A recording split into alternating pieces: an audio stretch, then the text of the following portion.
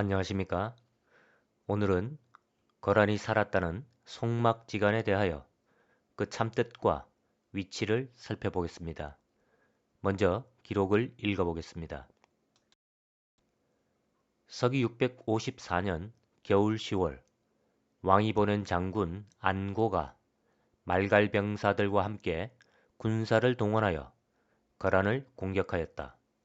송막도독 이굴가가 이를 막아 신성에서 아군을 대패시켰다. 서기 654년에 고구려가 거란을 공격하자 거란의 송막도독 이굴가가 고구려를 크게 물리칩니다. 이 기록은 중국 사서인 자치통감에서도 찾을 수 있는 확실한 기록입니다. 고구려가 장군 안고를 파견하여 고구려군과 말갈군을 이끌고 거란을 공격하니 송막도독 이굴가가 이들을 막아 신성에서 고구려를 대패시켰다. 거란의 우두머리에게 송막도독이라는 칭호를 준 것은 거란이 송막에 살았기 때문입니다. 그런데 오늘날 학계는 이 송막을 내몽고 적봉시에 존재한다고 주장하기도 합니다.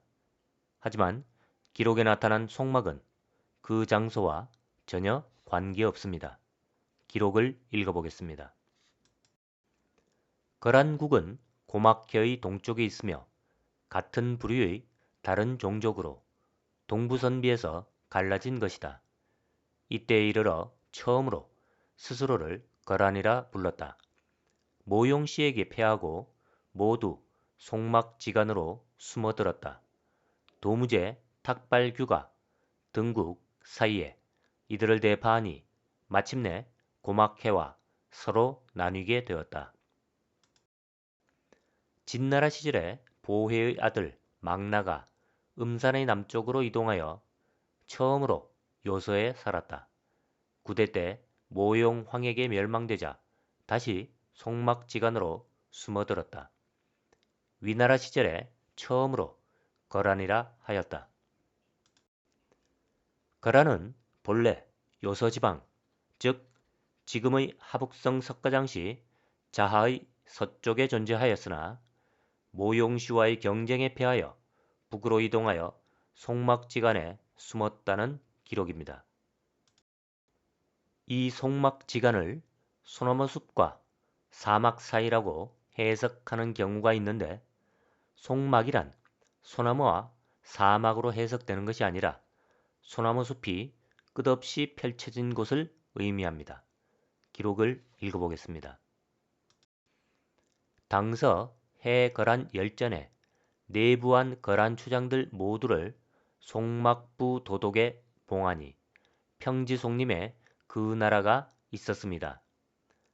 귀속된 해의 추장들 모두를 요락부 도독에 봉하니 요락수에 그 나라가 있었습니다. 송막이란 곧 평지송림이라고 합니다. 즉 소나무 숲 속의 평지에 거란이 살았던 것입니다. 거란은 또한 형북에 존재하였다고 합니다. 즉 지금의 산서성 삭주입니다. 그 삭주의 동남쪽에 영주가 존재합니다. 그리고 그 영주는 요서에 속합니다. 송막도독부는 영주에 설치되었습니다. 즉 요서입니다. 당나라에 귀보한 거란이 과거 모용씨에게 빼앗긴 요서의 땅을 다시 차지하게 되는 것입니다. 기록을 읽어보겠습니다. 대당 정관 22년 11월 거란의 우두머리 굴가가 그 부를 이끌고 내속하였다. 거란부를 송막도독부로 만들고 굴가를 지절 10주 제군사로 임명하였다. 송막도독부를 영주에 두고 겸하여 동이도호를 설치하여 송막과 요락의 땅을 통치하게 하고 호동이교위관을 없앴다. 지리지에서 영주 서북 100리 떨어진 곳에 송형령이 있으며 그 서쪽은 해이고 동쪽은 거란이라 하였다. 거란이 존재했던 형북이나 송막 그리고 그 남쪽에 존재했던 영주에 대한 위치에 대하여 학계의 판단과 기록에 따른 판단은 사뭇 다릅니다. 역사는 기록이고 그 해석은 기록을 따라야 합니다. 거란은 분명 산서성 삭주에서 하북성 서북지역으로 그 세력을 확장하고 있었습니다. 형북은 분명 삭주이고 그 동남쪽 하북성 석가장시 서북지역이 영주가 됩니다. 영주는 요서이고 그 동쪽이 요동이 됩니다. 결코 오늘날 요녕성 요하의 동쪽과 서쪽이 요서와 요동이 될 수 없음이 기록을 통해 분명히 우리에게 전달되고 있는 것입니다.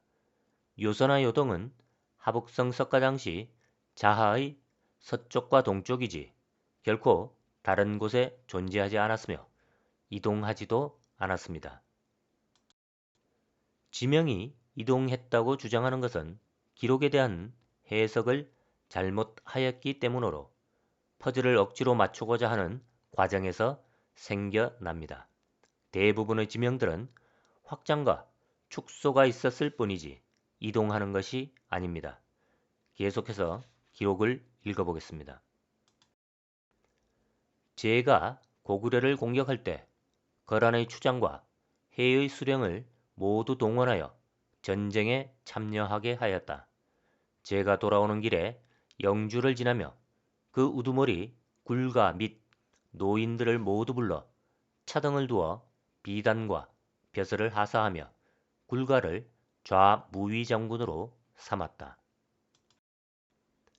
644년 7월 영주도독 장검 등을 파견하여 유주와 영주 두 도독의 병사들과 거란, 해, 말갈 등을 거느리고 먼저 요동을 공격하여 그 세력을 살펴보게 하였다.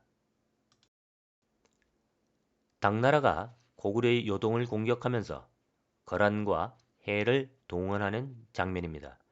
만약 고구려의 요동이 지금의 요녕성에 존재한다면 당나라가 산서성 북부에 존재하였던 거란이나 해의 군대를 동원할 이유도 없으며 또한 상식이 되지도 못합니다. 당시 고구려의 요동이 하북성 석가장시를 흐르는 자하의 동쪽이기에 거란과 해를 동원할 수 있었던 것이며 이에 공로를 세운 거란의 굴가를 송막도독에 임명하고 그들이 원했던 땅인 요서의 영주를 주어 요동을 방어하게 한 것입니다.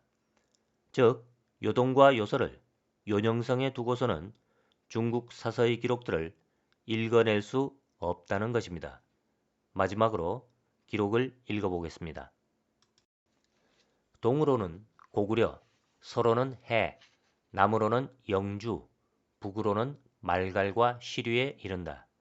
냉형산을 근거로 스스로를 지켰다. 산서성 삭주에서 하북성 서북부의 영주까지 당시 거란은 그 영역을 확대시키고 있었고 고구려는 바로 그 동쪽에 국경을 접하고 있었습니다. 즉 영주가 있던 요서의 동쪽에 고구려의 요동이 있었던 것입니다. 오늘은 여기까지 하겠습니다. 감사합니다.